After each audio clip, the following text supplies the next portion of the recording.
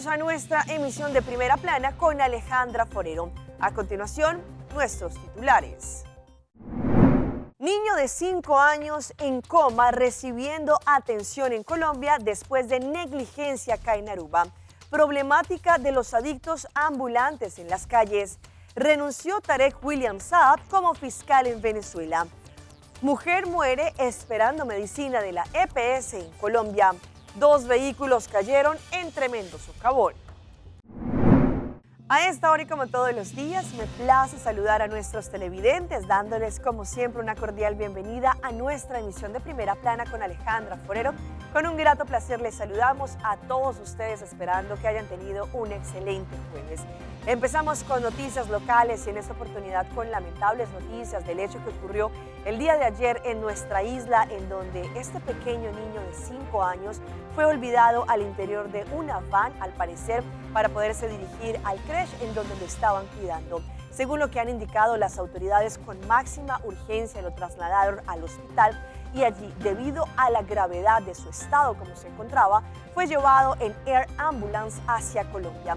No solamente de parte de Primera Plana, de Telearuba y muy seguramente de toda la comunidad, le pedimos y nos unimos en oración para así que este menor pueda recuperarse y que pueda volver a nuestra isla sano y salvo. El día de ayer, las autoridades se vieron enfrentadas a un duro suceso. Un niño de 5 años en estos momentos se encuentra luchando por su vida en Bogotá, Colombia, después de que, al parecer y por una aparente negligencia en una guardería en San Nicolás, se pusiera tan grave que se temía por su vida. Según se informó, que en la guardería lo olvidaron durante varias horas y el menor permanecía encerrado de una van de la compañía. Según lo que indicaron, la central de la policía fue notificada por parte de la central de alarmas sobre este caso de este menor de 5 años, el cual había llegado al hospital de IMSAN en San Nicolás y no estaba reaccionando. De inmediato, los médicos y el personal de IMSAN comenzaron con la reanimación y, trabajando en equipo, lograron encontrarle el pulso. Debido a la gravedad de la situación del niño, se solicitó a la policía abrir paso para que la ambulancia lo trasladara con máxima urgencia al hospital. De inmediato, diferentes unidades policiales de distintos distritos se activaron junto con la unidad motorizada y bajo la coordinación de la central de la policía, cerrando rotondas y cruces importantes para poder despejar el camino y permitir que la ambulancia llegara rápidamente al hospital. Los médicos y el personal del Hospital Horacio Oduber estaban esperando al menor para brindarle la primera asistencia médica. Sin embargo, cuando llegó el menor, la situación era bastante crítica. Durante el día de hoy, que fue trasladado en ambulancia aérea a Colombia, según lo que explicaron ayer ya en horas de la tarde, casi de la noche, el menor fue llevado allí hasta el aeropuerto, en donde a través de este avión ambulancia fue trasladado a Colombia. El primer informe de la policía indica que el niño fue encontrado en un vehículo utilizado para el transporte de menores desde la escuela hacia la guardería que él asiste. En el momento en que fue encontrado, el niño no reaccionaba y aparentemente llevaba bastante tiempo al interior del vehículo. En este momento, el caso está en manos de las autoridades competentes para poder investigar qué ocurrió con este menor de 5 años que fue hallado dentro del vehículo sin reaccionar. El cuerpo policial de Aruba le pide a la comunidad, pero también, no solamente a su familia, pero también a todas las personas, que nos unamos en oración por la vida de este pequeño de 5 años, pero que también le brinde todo el apoyo a su familia, que está atravesando momentos difíciles. Cambiando de tema, la ministra de Salud, la señora Mervyn Wyatt Ras, ha indicado que la problemática de los adictos de la calle, los adictos ambulantes que deambulan en el centro de ciudad, es una problemática que no es de ahora, sino que ya lleva bastante tiempo, pero que tienen que empezar desde cero para así poder tener un plan de acción. La intención es unirse, por ejemplo, con el Ministerio de Justicia para poder traer un task force y de esta manera ayudar a estas personas a tener un mejor camino. La ministra de Salud, Mervyn Wyatt-Russ, indicó que la situación de las personas sin hogar, los adictos ambulantes, es un problema que existe desde hace ya muchos años y que ahora, con un nuevo gobierno, según lo que han explicado, casi que han empezado de cero.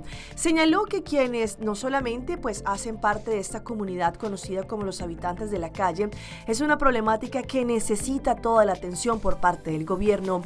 La mandataria explicó que desde su ministerio se ha creado una comisión junto con el Ministerio de Justicia para poder atender este asunto y así establecer una estructura que permita tratar a las personas con adicciones. Tenemos referencias que estamos realizando hacia Curazao, nuestra isla hermana. También se ha creado un task force del gobierno en el que participan diferentes entidades y comerciantes para atender los distintos problemas en el centro de ciudad. Personalmente creo que trabajando juntos en esto podremos llegar a una solución y esa solución no llegará de inmediato porque se trata de una situación que, como se menciona, lleva años descuidada, años sin recibir la debida atención. En este momento no se puede resolver de un día para otro, tomará tiempo necesario, indicó la ministra Mervyn Wyatt-Russ. Cambiando de tema, en nuestro hospital Horacio Oduber normalmente ellos realizan distintos lives a través de sus redes sociales, específicamente como Facebook.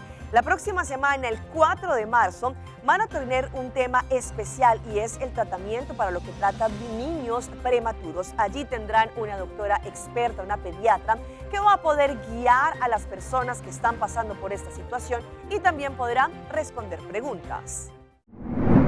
Imagina como baby dan nace algún simang mucho tiempo. Voy a preparar turcos para baby on the way, pero vos no te vas a preparar para el sexo. Así na chiquito y frágil.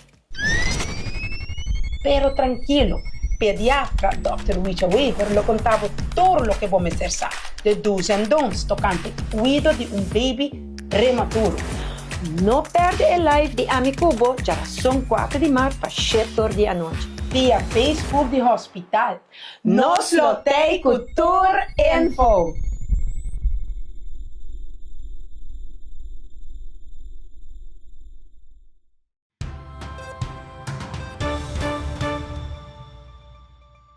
Empezamos nuestra ronda internacional en Venezuela con la renuncia del fiscal general Tarek William Saab en las últimas horas. Según lo que indicaron, presentaron esta dimisión delante de la Asamblea General. Allí ahora lo que va a suceder en Venezuela es que muy seguramente tendrán que anunciar quién va a tener esta posición. El presidente de la Asamblea Nacional, Jorge Rodríguez, ha anunciado que recibió 2 cartas de renuncia, tanto del fiscal general Tarek William Saab como del defensor del pueblo, Alfredo Ruiz. Tarek William Saab va a ocupar ahora el cargo de defensor del pueblo de manera provisional y Larry Daboe, quien ha ejercido como abogado y representante de Venezuela ante la CIDH, va a ocupar el cargo de manera transitoria de fiscal general de la República. Por lo pronto, la Asamblea Nacional ha dado urgencia para que se designe un comité de postulaciones a fin de elegir estos 2 importantes cargos del poder ciudadano. Ya se han escuchado las voces críticas.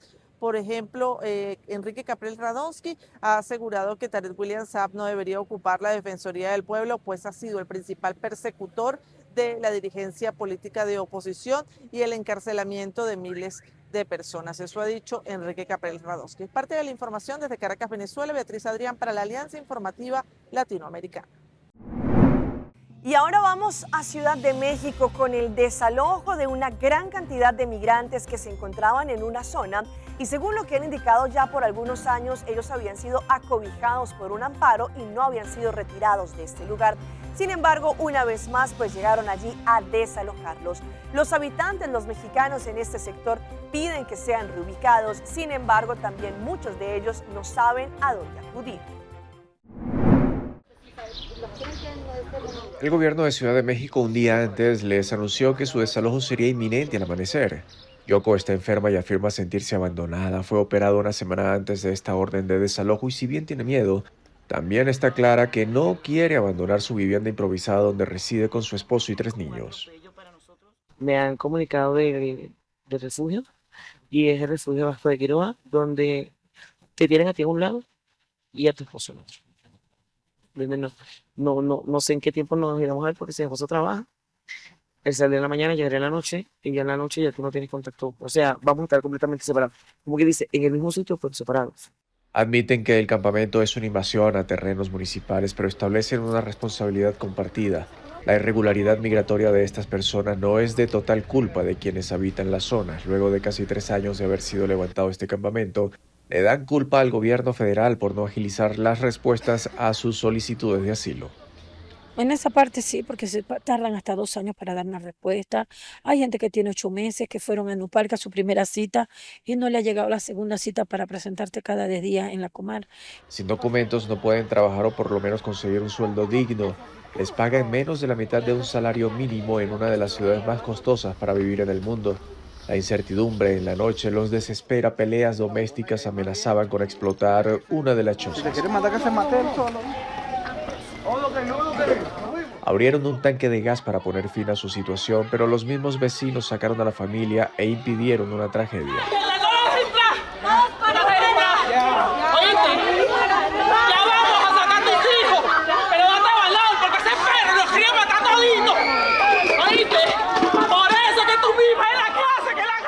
Al salir el sol, llegaron camiones del municipio junto a una retroexcavadora. El desalojo era inminente, pero a última hora un nuevo amparo impedía que las autoridades sacaran a los migrantes. Después de notificados, la administración de la ciudad aseguraba que detenía el procedimiento por razones humanitarias y no por un amparo.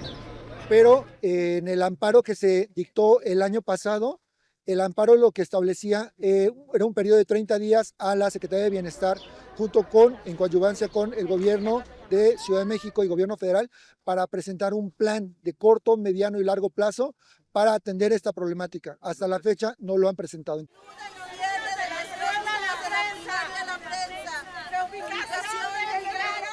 Vecinos de la zona ante el bloqueo de desalojo expresaron su molestia, aseguraron que no se trata de xenofobia, sino de la necesidad de un espacio mejor para los migrantes y de salud y seguridad para quienes residen o trabajan en la colonia. Tanto ellos como nosotros necesitamos algo digno y esta situación hasta cierto punto es un beneficio. No tenemos que estar diciendo ni peleándonos, simplemente es una situación de humanidad, de conciencia y responsabilidad. Nadie nos puede acusar aquí que somos ladrones, que somos drogadictos, porque no nos conocen. Somos inmigrantes que estamos pasando por una situación, tenemos derechos humanos que nos tienen, está plasmado en una constitución. No es que se van, que es digna, que saca, eso no puede ser de esa manera. El campamento de Vallejo, que llegó a albergar a más de 3.000 personas, hoy solo censa a 236, de las cuales al menos 98 son niños y 10 recién nacidos. Es el único asentamiento que se mantiene en pie dentro de la Ciudad de México.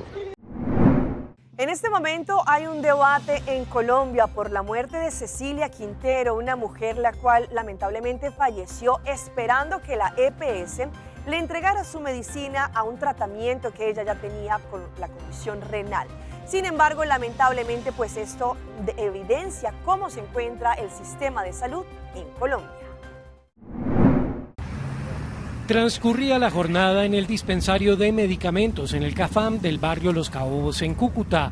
Don Jorge Emilio González realizaba unas entrevistas para su programa radial por los caminos del norte y decidió escuchar las quejas de una usuaria. Señora, muy buenos días. ¿Cómo es su nombre? Buenos días, soy Cecilia Quintero, madre de un hijo discapacitado, el 70% en silla de ruedas. Le ordenan pañales, le ordenan metadona, y ya tiene desde el año pasado, desde septiembre, que no le entregan. Contó también que los medicamentos que necesita su esposo tampoco se los entregan. Tengo a mi esposo que toma Rivaroxaban de 20, que es vital para él porque él tiene problemas vasculares operados del corazón. Y resulta que no se los quieren tampoco entregar. Tampoco le entregan la propafonona, que es también de uso vital porque es para la arritmia cardíaca y él hace arritmias. Y si no toma, se muere. Y las medicinas que ella requiere lleva meses sin recibirlas. Yo me aplico eritropoyetina porque soy paciente renal y tengo ya de 6, 7 meses que no me la entregan. Y dicen que no y que no hay y siempre, ni siquiera miran los pendientes bien porque llegan y no hay y le ponen a uno que no hay y vaya. Doña Cecilia subió el tono para hacer una denuncia. He visto y me consta que venden medicinas de uso institucional y de dónde las sacan, de las farmacias. La entrevista terminó y mientras don Jorge Emilio conversaba con otro usuario, se presentó el desmayo. Deben saber qué es lo que hay aquí en la droguería, no saben qué es lo que hay en México. Y el médico no sabe qué es lo que da. ¿Ven? Se cayó la señora.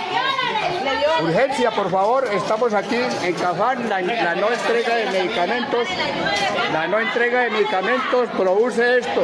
Los pacientes ayudaron a sentar a doña Cecilia, que se veía en muy mal estado. Pero minutos después se confirmó su fallecimiento en este lugar. En un comunicado, Droguerías Cafam lamentó la muerte de doña Cecilia e indicó que su personal actuó de acuerdo a los protocolos. Desde el primer instante, nuestro equipo activó los protocolos para brindar atención inmediata, solicitando la asistencia de los equipos de emergencia. Hasta el momento, y de acuerdo con la información disponible, no se evidenció ninguna situación irregular con nuestros funcionarios durante la atención.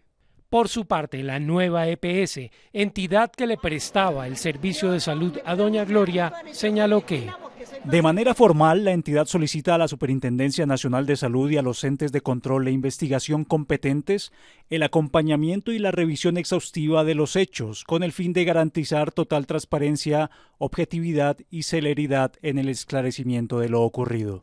Las autoridades competentes se encuentran determinando las causas del deceso. Y nos quedamos allí en Colombia porque en las últimas horas fue descubierto una fábrica de explosivos. Según lo que indicaron las autoridades, llegaron hasta este lugar a interceptar a las personas que se encontraban en ese lugar. No solamente hacían fabricación de estos explosivos, pero al parecer también harían parte de una banda delincuencial. En esta vivienda en el sur de Bogotá estaba el objetivo, así lo corroboró inteligencia de la Fuerza Aeroespacial Colombiana. Horas después lanzaron la operación. Y unidades del Gaula Militar y la policía intervinieron. Capturaron a alias Plumilla, el presunto tornero del ELN que Inteligencia Militar y de la DEA de los Estados Unidos ya había seguido de cerca. Manos atrás, viejo. Manos atrás. Manos atrás. Al inspeccionar el lugar, identificaron una fábrica de explosivos y armas. Allí, alias Plumilla tenía tornos industriales y prensas portátiles para elaborar artesanalmente las piezas de granadas y hasta fabricar armas de fuego o modificarlas. Las autoridades encontraron lanzagranadas, cañones, cartuchos de armas de fuego, escopetas y pólvora negra. Pero también hubo hallazgos importantes sobre la evolución de estos grupos para cometer atentados. Las granadas de mortero, que son adecuadas para ser lanzadas desde drones, estaban siendo fabricadas con su cuerpo en plástico. Según los investigadores, esto no solo permite introducir más explosivo, sino que reduce el peso del artefacto para que en un solo dron puedan cargar más granadas y tener mayor letalidad en los ataques. En el taller clandestino también encontraron esferas de acero con las que arman balones bomba.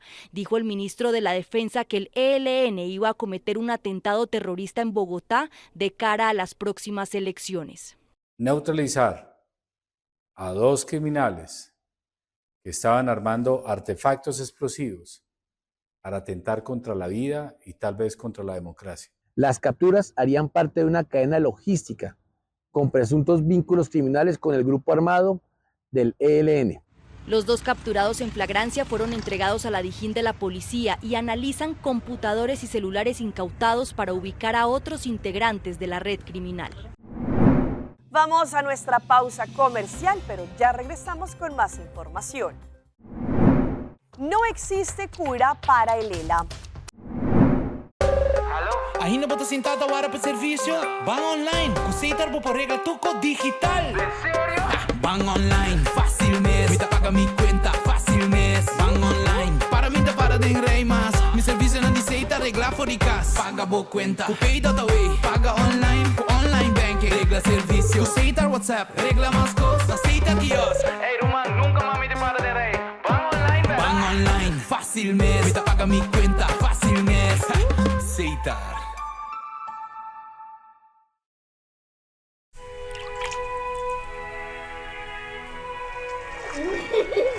El tiempo vuela Esté preparado con Sagicor Life Aruba.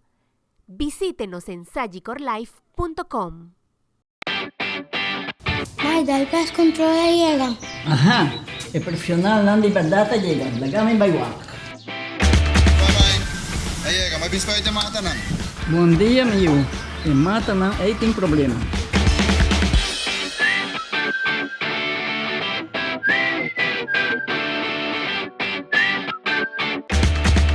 Ya, Mai, kita kelar. Bájate un monstruo. Siguro. Buen día. Buen día. Mai, vos que trabajo acaba, vos esta cana llega. Y para mí también llega.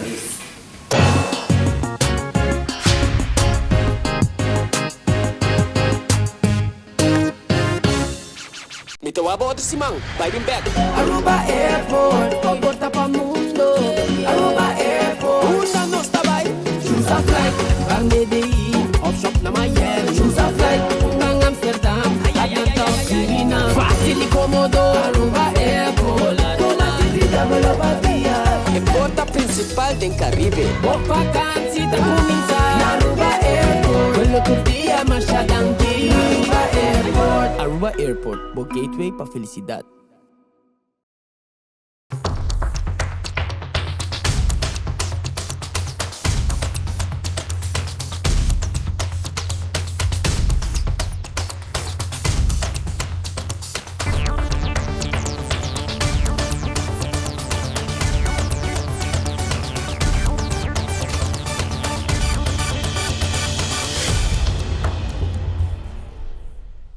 Continuamos con más información a través de Primera Plana.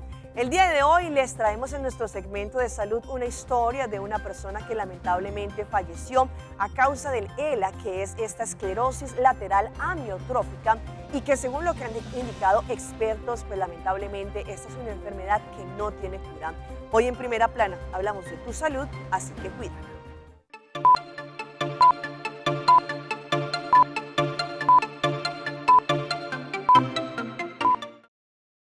Se hizo más conocida internacionalmente en 1941, gracias a un querido jugador de béisbol tras el cual recibió su nombre. Pero la esclerosis lateral amiotrófica, ELA, o la enfermedad de Lou Gehrig, fue identificada por primera vez en 1869 por un neurólogo francés y hasta el día de hoy no tiene cura. Honestamente, todavía no entendemos completamente cómo se produce, qué la causa y cuáles son los factores que la provocan. El Dr. John Moran de la Clínica Cleveland dice que una pequeña minoría de casos de ELA son genéticos, pero a menudo no hay una causa clara, lo que dificulta encontrar una manera de prevenirla o revertir el daño y detener la progresión de la enfermedad. Las señales de advertencia incluyen debilidad en los brazos, incapacidad de usar sus manos o piernas como antes, caída o debilidad en los pies, lo que provoca tropiezos y caídas y afecta la forma de caminar. También podría comenzar en la cabeza, el cuello o la cara, con dificultades para hablar, controlar la saliva, masticar y tragar. También podrían haber problemas respiratorios, dificultad para respirar al acostarse, lo que le hace inclinarse hacia adelante para respirar mejor. Especialmente si no hay mucho dolor o síntomas sensoriales como el entumecimiento, hormigueo, ardor, pinchazos. Eso debe ser informado a su médico. Moran dice que los síntomas aparecen de forma esporádica o de a poquitos, lo que puede hacer que sean más fáciles de descartar. Los CDC señalan que la mayoría de las personas con esta enfermedad viven de 2 a 5 años después de que desarrollan esos signos de advertencia.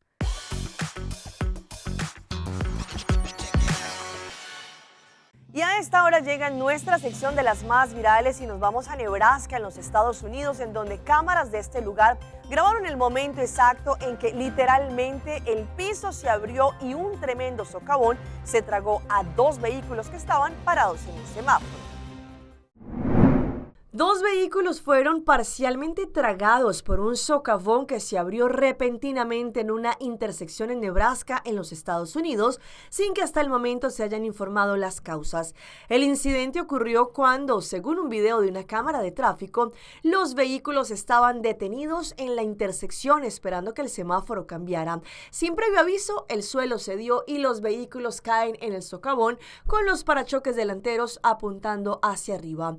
Después de unos momentos, peatones y otros conductores comenzaron a reunirse alrededor del socavón y parece ofrecer ayuda a las víctimas. Según informes de los medios locales, no se reportaron heridos y la policía dijo que ambos conductores salieron de sus vehículos y del socavón antes de que llegaran los equipos de emergencia. La policía cerró la calle en sentido de sur a norte y señaló que van a permanecer esta parte cerrada durante varios días. Y si hablamos de imágenes que se viralizan, vean lo que ocurrió en medio de un partido de fútbol de amateurs en Turquía. Pues allí, al parecer, el arquero dio un pelotazo y alcanzó a una gaviota que estaba pasando por la cancha. Una final de una liga amateur de Turquía quedó para la historia por un hecho que trasciende el fútbol. En un encuentro que enfrentó allí varios equipos, se interrumpió por unos minutos debido a un pelotazo del arquero a una gaviota que sobrevolaba la cancha. En el video que se hizo viral, se ve como el jugador quiere reanudar el juego con un pelotazo, con la mala fortuna que la trayectoria de la pelota impactó de lleno sobre el animal, que cayó desplomado en el césped. De inmediato, el capitán obligó a que se interrumpiera el partido y comenzó con el proceso de reanimación cardiopulmonar para salvarle la vida a la gaviota que quedó tiesa en el piso. De inmediato el jugador observó que el animal tenía sus patas levantadas y no respiraba por sus propios medios, por lo que accionó de inmediato con estas maniobras que sirven para recuperar el pulso cardíaco. Mientras el jugador se encontraba de reanimar la gaviota, sus compañeros rodearon la zona, incrédulos del momento que estaban viviendo en el partido que definía un ascenso en la Liga Amateur.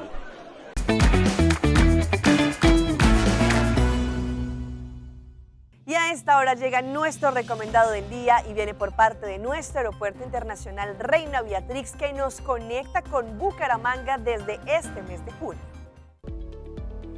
Aruba ahora conecta directo con el corazón de Colombia. Desde junio del 2026, vuela sin escalas desde Aruba a Bucaramanga con Wingo y descubre un destino lleno de magia, naturaleza y bienestar. Bucaramanga es la puerta de entrada al imponente cañón del Chicamocha. Esto te espera con experiencias únicas de salud, descanso, aventura y renovación. Un destino especial. Prepárate para conectar directo con una ciudad moderna, vibrante y rodeada de naturaleza. Aruba, Bucaramanga y viceversa directo gracias a Wingo.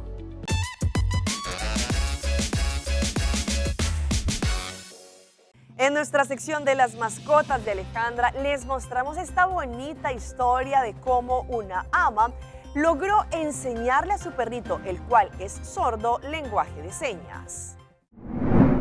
La historia de un perro sordo que aprendió a comunicarse a través del lenguaje de señas con su dueña ha conmovido a millones en TikTok, ya que el video superó los 8 millones de reproducciones. Esto destacó la sorprendente capacidad de los animales para adaptarse y forjar vínculos especiales, incluso con una discapacidad auditiva. La grabación viral exhibe el momento en que Oreo reacciona con alegría a las indicaciones visuales para salir a pasear. En el video en cuestión se puede observar al perro de pelaje blanco con manchas oscuras, mientras se sienta atento frente a su dueña y observa fijamente cada movimiento de sus manos. Su cabeza ligeramente inclinada y sus ojos concentrados demuestran la atención que presta a los gestos, una técnica crucial para perros con discapacidad auditiva. La amiga de la dueña fue la que publicó este video, que se ha viralizado en las redes. Hasta aquí nuestra emisión por el día de hoy. De parte de todo el equipo que hace posible Primera Plana, les queremos agradecer como siempre por su fiel sintonía. Recuerde que en redes sociales nos pueden seguir. Estamos en Facebook, nos encuentran como Primera Plana con Alejandra Forero. Continúen con la buena programación que tenemos acá en Telaruba. Nos vemos mañana en una próxima emisión.